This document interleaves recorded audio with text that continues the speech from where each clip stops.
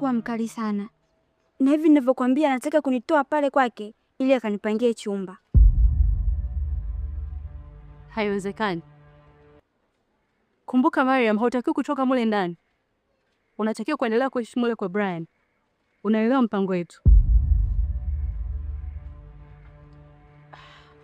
Alafu hutakiwi kuwaza kabisa kuhusu mimi. Kuhusu mimi wewe niachie kila kitu.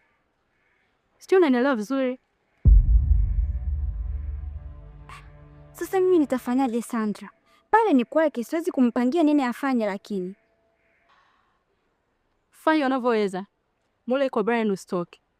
Mimi mwenyewe nitajua nafanya nini. Tuliza akili yako. Ukishindwa kawaida tutafanya hata kwa uchawi. Uchawi? Unashangaa nini? Ni mambo mangapi tumefanya makubwa kuliko hata hili. Tutafanya hata kama tulivyomfanyia Dondoa, ili mradi tu mipango yetu iende sawa. Na vipi kuhusu Dondola? Dondola sijawasiliana naye kabisa toka ile siku ambayo nimetoka pale nyumbani. Safi. Ndivyo nilivyokuwa nataka. Naona sasa mipango yetu inaanza kunyooka. Vipi kuhusu mimba yako? Mimba yangu ipo safi, ila kwa sababu mimba ya kwanza matatizo madogo madogo kawaida. Pole, uvumilia. Jitahidi sana, unajua tupo katika mpango mkubwa sana.